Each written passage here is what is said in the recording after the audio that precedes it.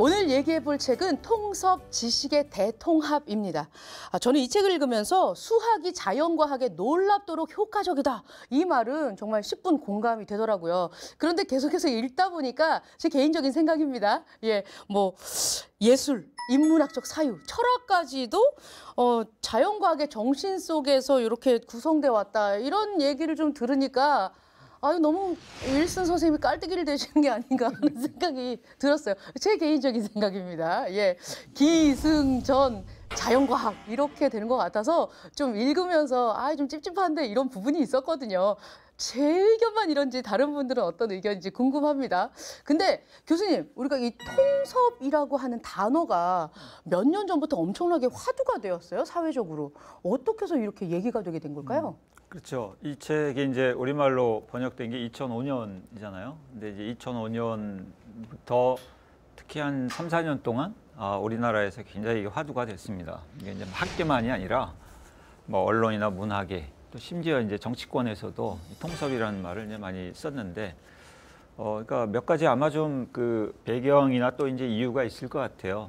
첫째는 우리가 이제 영어로 하면은 인터디시플리너리라는 말이 있는데 그게 이제 우리말로 이제 학제 또는 간학문 이런 식으로 표현을 하죠. 그러니까 인터디시플리너리라는 말은 그 여러 학문들이 이 서로 말하자면 이제 교류하고 또 이제 융합하고 하는 이제 그 경향을 그걸 이제 표현하는 말이 이제 인터디시플리너리. 그래서 우리말로는 학제 연구, 간학문적 연구 이런 식으로 그 표현을 하죠. 이런 게 한 1990년대 또 2000년대 들어서 세계적으로 이게 굉장히 활성화가 많이 됐습니다. 또 아마 조금 생소하실 텐데 영어로는 이제 STS라는 게 있어요. Science and Technology Studies라고 해서 우리말로는 이제 과학기술학 연구라는 게 있습니다. 자연과학하고 사회과학을 좀 이제 융합하려는 이제 그 학문적인 시도인데 그것도 대표적인 경우고. 그러니까 이제 이렇게 보면은 예전에는 이렇게 학문이 학과 단위로 이렇게 이제 나눠져 있었는데 네. 최근에는 그렇지 않고 이 학문들을 서로 이렇게 통합하고 뭔가 이제 공동 작업, 융합 하려는 그런 작업들이 많이 나오죠. 그러니까 여기서 이제 윌슨이 얘기하는 통섭이라는 그 아이디어도 이런 전체적인 이제 학문의 이제 그 어떤 트렌드를 이제 좀 반영한다. 그게 이제 아마 첫 번째 이유인 것 같아요. 그다음에 이제 두 번째는 2000년대 우리나라의 이제 인문학 위기가 이제 굉장히 화두가 됐습니다. 맞아요. 예. 1997년 IMF 위기 이후에 그러니까 대학생들이 대학원 진학을 안 하는 거죠. 그래서 인문학 학문 후속 세대가 끊어질 위험에 처해 있다. 그래서 인문학 위기 얘기가 많이 나왔는데 인문학 위기를 좀 타개하기 위한 방안으로 사람들이 생각했던 게 인문학이 너무 학과 단위로 이렇게 하지 말고 사회과학이나 자연과학하고 뭔가 융합하고 복합적인 연구를 하는 방향을 한번 모색해 봐라. 이런 와중에 이제 이 통섭이라는 책이 나와서 그게 또 이제 화두가 된 겁니다. 그런데 이 통섭이라는 말이 쫙 밀려 들어왔을 때 합시다 이렇게 얘기를 하려고 했었을 때는 분명히 사회적인 배경으로 어떤 사건이나 이런 것들이 있었을 것 같은데 박혜영 선생님 어떤 것들이 있었다고 생각하세요? 네, 사실 지금 대학에서 가장 중요한 키워드가 융복합입니다. 근데 융복합이란 단어가 왜 이렇게 대학이 사실 이제 최고의 지식을 연구하는 곳인데요. 왜 이렇게 유행하게 됐는가 하면 그 기원을 따져보면 사실은 통섭에 굉장히 저는 가깝다고 생각합니다. 통섭이 2005년 정도에 이제 책이 출간됐는데 그 전후를 해서 우리나라에 굉장히 중요한 과학 스캔들이 하나 있었어요. 기억하실지 모르겠는데 바로 황우석 박사의 체세포를 이용한 줄기세포 최초의 배양에 성공한 맞아. 사건이 있었습니다. 근데 그때 당시에 우리나라 사람들이 굉장히 열광을 했는데 이 열광한 거에 욕망이 뭔가, 숨은 욕망이 뭔가 하면 바로 외환위기 이후에 우리나라 사람들이 굉장히 낙담해 있었거든요. 우리만 밀려나는 게 아닌가. 아시아에서 가장 우리가 빨리 발전할 수 있다고 생각했는데 혹시 우리가 밀려가는 게 아닌가 이런 생각을 했는데 바로 그때 과학이 등장한 겁니다. 그래서 당시 우리나라 사람들이 생각했던 게 우리나라는 과학 강국이 될 수 있다. 과학으로 선진국에 갈 수 있다 이런 생각을 하게 된 거죠. 그 무렵에 이제 통섭이 번역이 돼서 나왔고 사실은 이제 이 에드워드 윌슨의 통섭이라는 이론 자체가 과학을 중심으로 한 지식의 대통합입니다. 그러다 보니까 우리가 정말 과학에 엄청나게 많은 투자를 한다면 그렇다면 우리나라는 선진국이 될 수 있다. 우리는 다시 한번 외환 위기로 인해서 떨어진 국격을 다시 한번 높일 수 있다라고 하는 이런 식의 정치적인 아이디어가 당시 상당히 맞아떨어졌다. 저는 그렇게 생각합니다.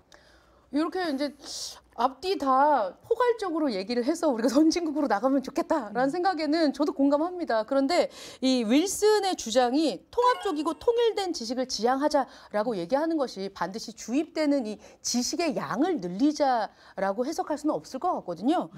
통섭을 이루는 세계관의 핵심. 은 어떤 게 있을까요? 저는 책을 읽으면서 계속 자연과학이 왔다다 이렇게밖에 해석이 안 됐었는데 진태현 선생님.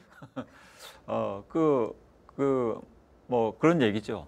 자연과학이 최고다. 이제 그런 측면이 이제 분명히 있습니다. 그래서 이제 윌슨이 이 통섭이라는 책을 이끌어가는 가장 기본적인 아이디어는 과학, 이 인간이 갖고 있는 지식 중에 최고의 지식은 자연과학적인 지식. 그러니까 자연과학만이 우리에게 뭔가를 새로운 발견을 하게 해주고 이 자연뿐만 아니라 우리 인간 또 심지어 이제 우리 마음, 그러니까 인간이라는 존재에 관해서 뭔가 참된 지식을 가져다 줄 수 있는 우리가 유일하게 신뢰할 수 있는 그 지식의 체계가 바로 자연과학이다.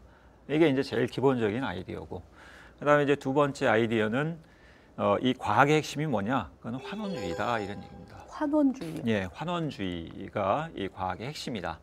이 그 윌슨이 얘기하는 환원주의는 어떤 거냐면 이제 그 환원주의도 이제 뭐 여러 가지 종류가 있는데 상당히 좀 강한 지금 환원주의 주장을 하고 있어요. 그러니까 환원주의라고 하는 것은 여기에서는 특히 이제 설명적 환원주의라고 하는 그 입장을 택하고 있습니다. 그거는 뭐냐면 그 어떤 특수한 그 영역이나 현상에 대한 설명은 그 특수한 영역에 대한 영역이나 현상에 대한 이 설명에 만족하면 안 되고 그것을 포괄하는 좀 더 넓은 영역 그리고 현상에 대한 좀 더 일반적인 설명에 이게 통합이 돼야 된다 이제 이런 얘기입니다. 예를 들면 이제 그 사회과학이나 이제 그 인문학에서 뭐 역사학이라든가 아니면은 뭐 사회학이라든가 이런 데서 사회 현상에 관해서 설명을 하잖아요. 네. 역사적인 또 사실에 관해서 설명을 하고. 근데 윌슨이 보기 그것은 이 인간이 또 학문이 다루는 그 설명 영역 중에서 아주 일부란 얘기죠. 그러니까 어떤 특수한 그 분야에 대한 설명만을 추구하는 그 설명 방식, 지식을 가지고서는 그 현상에 대한 우리가 궁극적 진실을 이룰 수가 없다 이런 얘기입니다. 그러니까 그 인간 그 사회나 인간의 또 역사에 관한 설명도 자연과학적인 설명으로 통합돼야 된다. 이게 이제 윌슨이 얘기하는 이제 설명적 환원주의의 이제 핵심이 되는 겁니다. 그 에드워드 윌슨의 이런 통섭에 담겨 있는 세계관이 무엇인가 굉장히 중요한 질문인데요. 제가 생각하기에는 이제 윌슨의 이런 핵심적인 아이디어는 바로 이제 팽창주의적인 어떻게 보면 팽창주의적인 제국주의적 성향이라고 생각합니다. 이제 왜 그러냐면은 에드워드 윌슨 이 책에서 처음부터 이제 굉장히 경의를 표하는 이제 부분인데 거기가 어디냐면 바로 계몽주의 대 자연 과학자들입니다. 그래서 이제 프란시스 베이컨부터 쭉 설명을 하는데.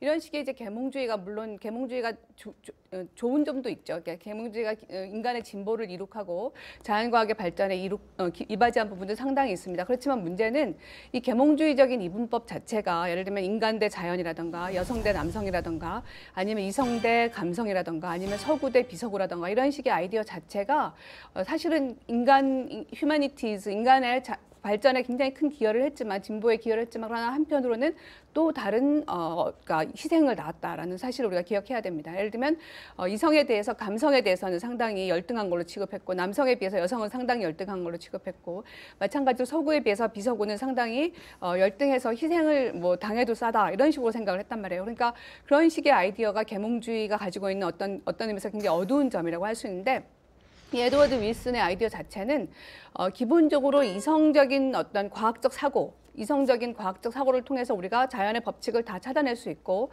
그 자연의 법칙을 우리가 다 자연을 쪼개서 이걸 다 찾아만 내면 그 자연을 다시 합했을 때 우리는 전체를 이해할 수 있다 이런 아이디어거든요. 그러니까 이런 식의 아이디어 자체가 굉장히 어떻게 보면 이성 중심적이고 과학 중심적이고 남성 중심적이고 그다음에 서구 중심적이고 나아가서는 굉장히 팽창주의적인 아이디어. 우리 인간의 힘으로 모든 것을 자연의 모든 이 우주 질서를 이해하고 지배할 수 있다라고 하는 상당히 제국주의적인 속성이 있는 그런 아이디어라고 말씀드릴 수 있겠습니다. 실제로 17세기, 18세기에 계몽주의가 가장 그 피크를 이뤘을 때 그 당시에 유럽 식민주의랑 제국주의가 굉장히 고도로 그러니까 아주 팽창적인 지배를 했다는 사실을 볼 때도 우리가 이거는 짐작할 수 있겠습니다.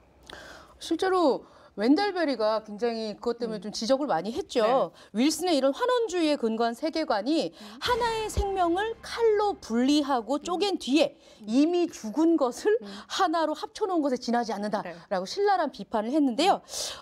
이런 그 자연과학 만세 같은 이런 확고한 윌슨의 생각 때문에 실언도 하게 된 것 같아요. 7장에 보면 사회과학이 초창기 수준에 불과하다 이렇게 혹평을 막 날립니다. 특히 후기 구조주의든 포스트 모더니즘이든 현대 철학을 잘 들어 진태원 현란한 목매주의적 진술이다. 골동품 창고로 보내야 한다 이렇게 말씀을 하셨습니다. 굉장히 화가 나셨을 것 같은데 거북하진 않으셨나요? 이 부분 읽으시면서? 약간 좀 놀랬죠.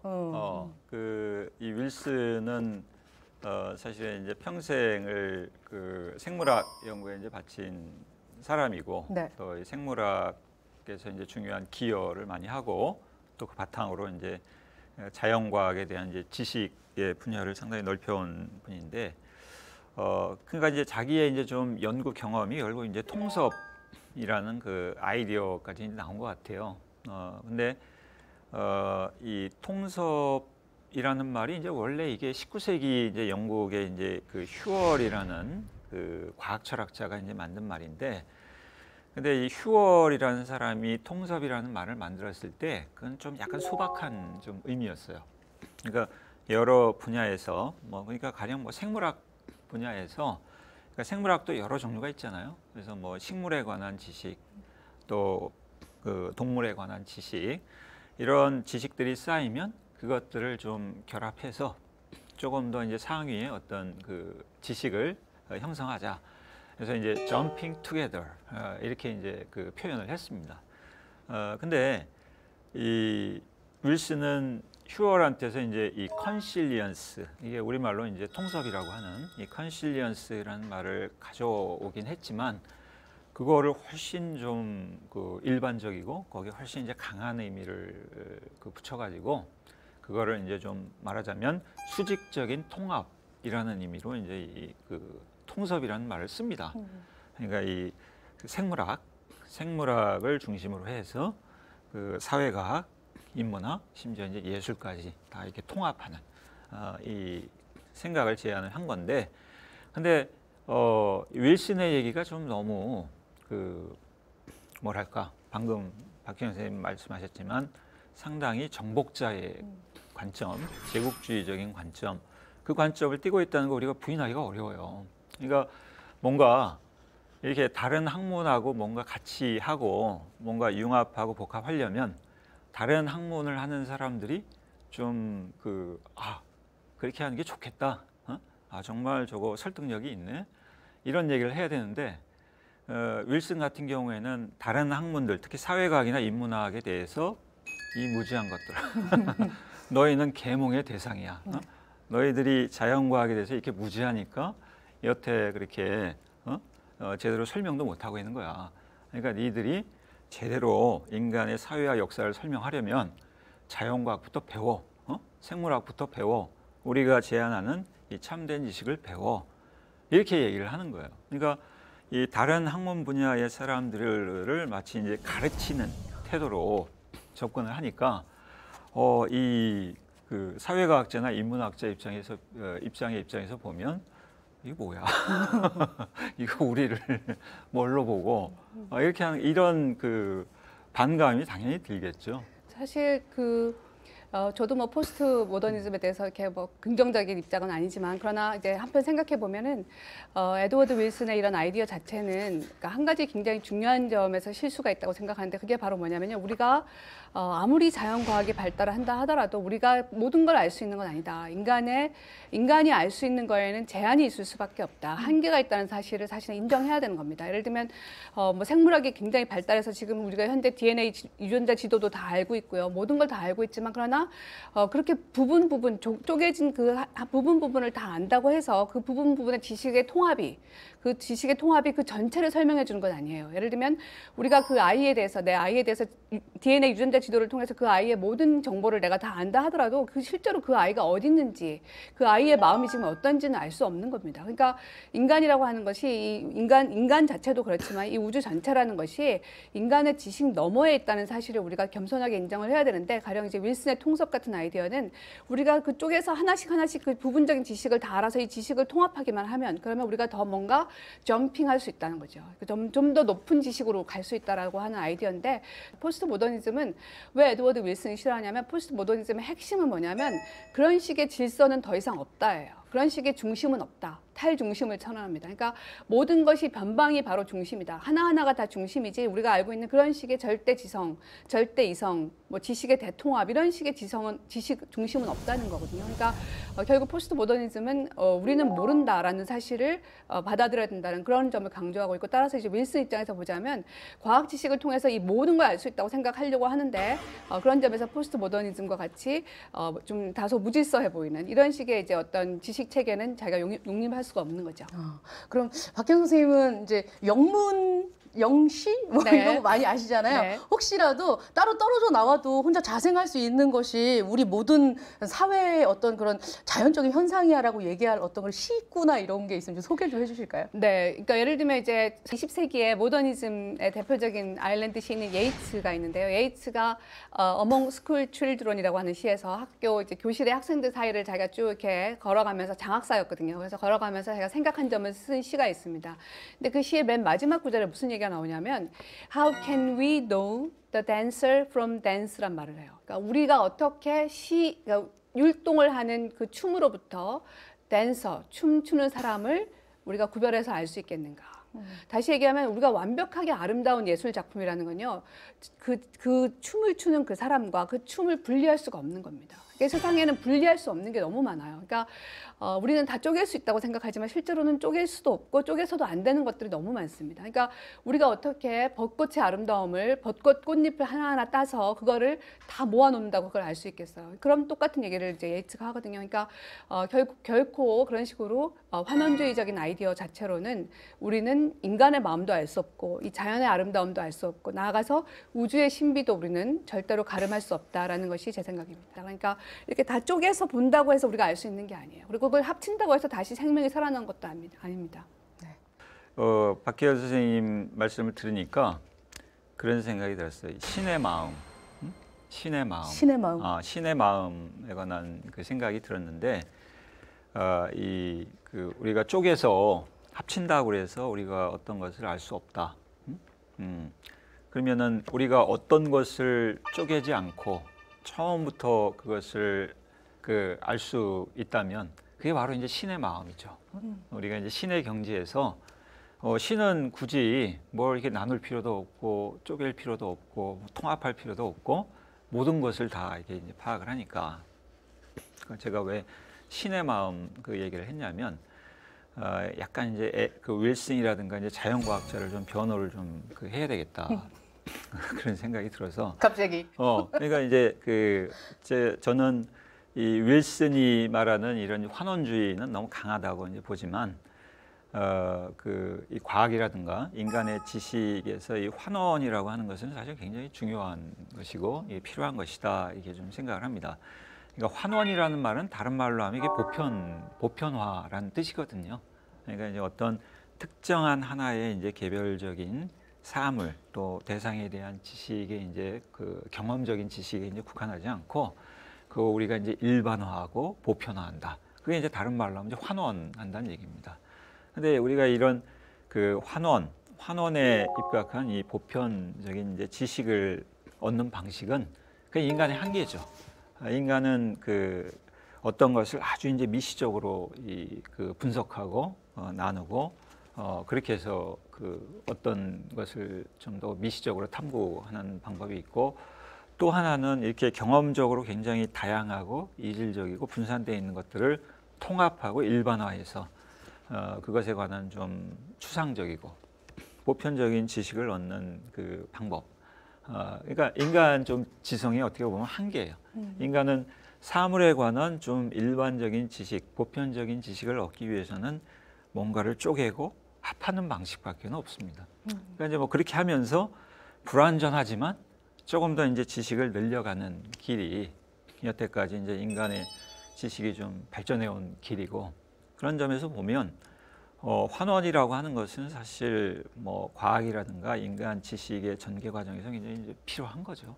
근데 이제 그걸 너무 강한 환원주의를 주장을 하다 보니까 윌슨의 얘기에 대해서 좀 이런저런 반론들이 좀 많은 것 같아요. 그러면 일관된 이론의 실로 이렇게 모든 학문을 꿰가지고 이제 따라락 진주목걸이처럼 만드는 이 범학문적인 어떤 시대가 도래할 수 있을까요? 어려울 수도 있겠다는 생각이 드는데. 만약에 이제 저는 그런 시대가 도래한다면 정말 이제 과학 중심적인 어떤 과학적인 일종의 과학이 모든 걸 지배하는 일종의 그런 식의 어떤 제국주의 시대가 되지 않을까 이런 생각이 듭니다. 좀 전에 이제 진 선생님께서 그 신의 마음을 말씀하셨는데, 사실은 이런 문제에 굉장히 그 가장 잘 어울리는 게 신보다는 사실 저는 시인의 마음이라고 생각합니다. 우리가 이제 웬델베리 얘기를 좀 전에 했었는데요. 그러니까 웬델베리가 삶은 기적이다.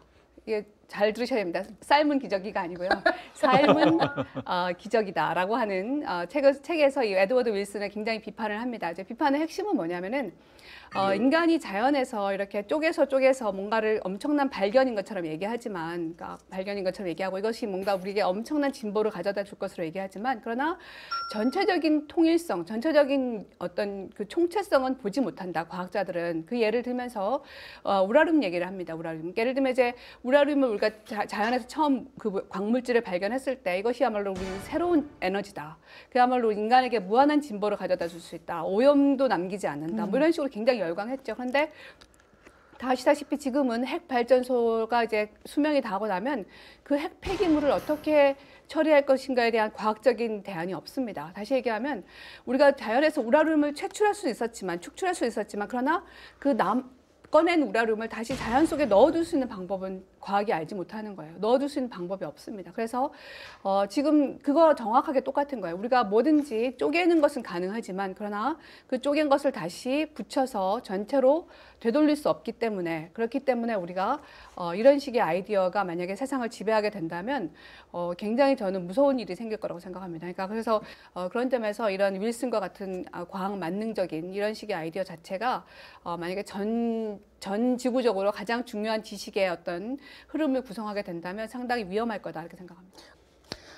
처음엔 에드워드 윌슨의 통섭을 읽으면서 이 기승전 이렇게 자연학이야? 이렇게 얘기했는데 또 다른 선생님들과 같이 읽으면서 얘기를 나누다 보니까 철학적으로는 또 어떤 식으로 묶어야 되고 문학적으로는 어떻게 묶어야 되고 또 과학적으로 또 어떻게 묶어야 되고 어떤 입장에서 사고를 해야 되고 하는지까지 알 수 있게 만드는 그럼 에드워드 윌슨의 이 통섭은 성공한 책 아닌가요?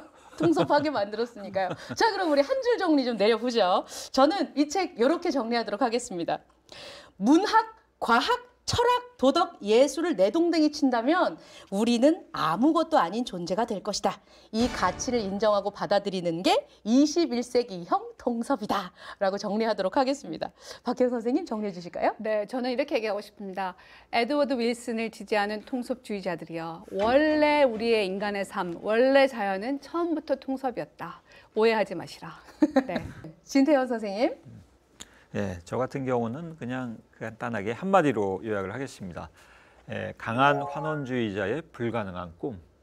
그래서 윌슨이 이 책에서 표방하는 환원주의는 너무 강한 그 환원주의고, 너무 강한 환원주의에 입각하다 보니까 통섭이라는 것도 너무 자연과학 중심의 수직적인 통섭으로 가지 않았나, 좀 이제 그런 생각이 들었습니다. 네. 오랜만에 진세훈 선생님이랑 저랑 통섭이 된 것 같아요. 하이파이브 한번 하세요. 하나, 둘, 셋. 하이파이브. 짠. 좋습니다. 예, 사회적 거리를 유지하기 위해서 하이파이브를 멀리서 했습니다. 문득 장님 코끼리 만진다라는 말이 떠오릅니다. 코를 만진 사람 따로 있고 다리를 만진 사람, 이렇게 자기가 만진 부분이나 사물로 세상을 이해를 하게 되죠. 그런데 이 지식과 경험이 합쳐지면 새로운 코끼리를 묘사할 수도 있겠다라는 생각이 듭니다. 그런 의미에서 윌슨의 통찰력도 일리가 있긴 있는 것 같습니다. 거슬리고 용납되지 않는 외골수의 주장도 이렇게 가릴 수는 없을 것 같습니다. 여러분, 이 책이 공기빵이 될지 아니면 가득 차 있는 맘모스빵이 될지 여러분께서 직접 읽어보시고 드셔보시고 판단하시는 게 어떨까요? 책이 좀 묵직합니다. 하지만 그래도 읽을 가치는 있지 않을까 하는 생각이 드네요.